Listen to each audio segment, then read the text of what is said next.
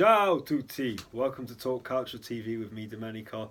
And on this episode, of course, we're going to talk about transfer news, as tomorrow there's no games in Serie A, so we have a week off so you can put your feet up. You can have even more pasta on Sunday if you want. So, of course, as you know, it's the transfer window, it's January, it's silly season where you get all sorts of players linked.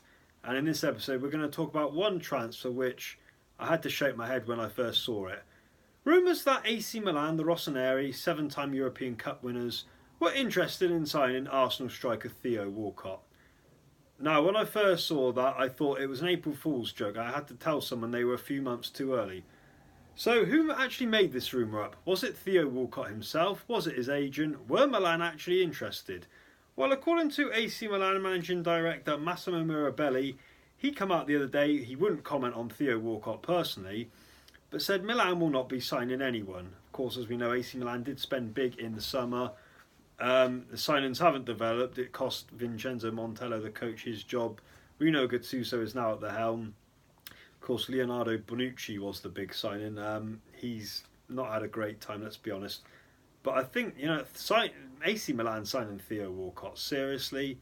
Now, I thought Serie A standards had dropped a few years ago when Adel Taarabt went to AC Milan on loan from QPR.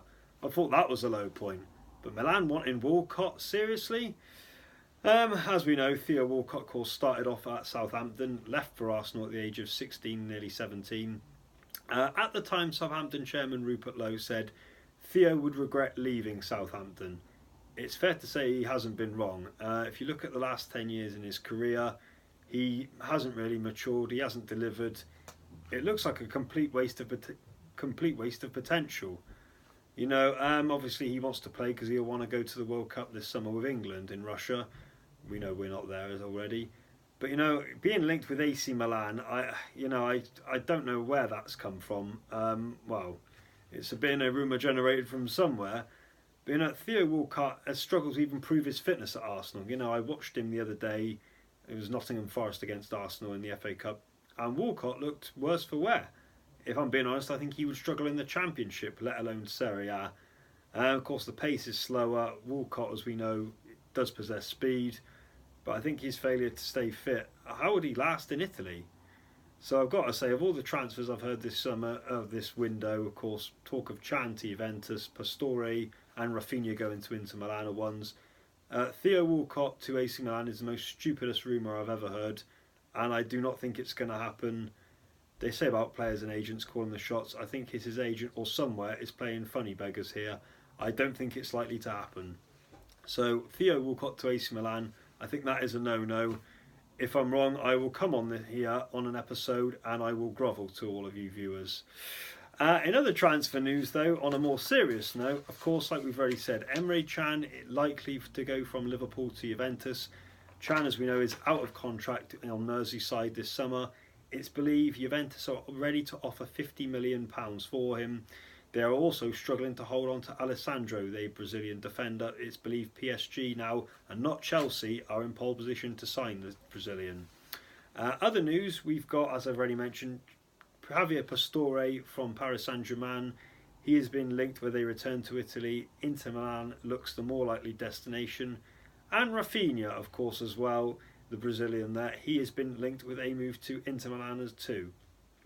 Elsewhere, other talking points, as we've already mentioned, Mancini has said this week, Roberto Mancini that is, he would like the Italian national job. Of course, using how his example about how he rebuilt Inter Milan.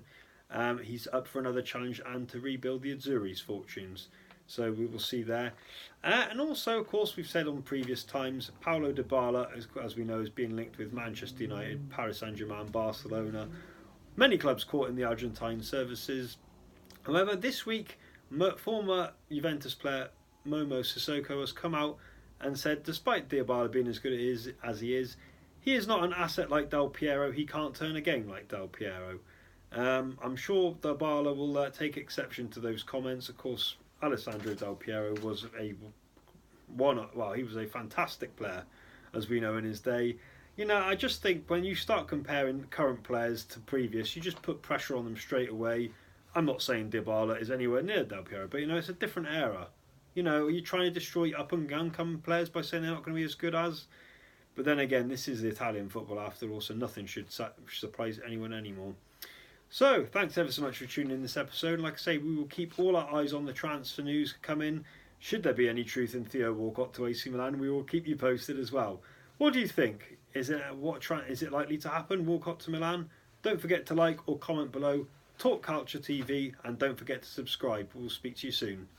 Arrivederci.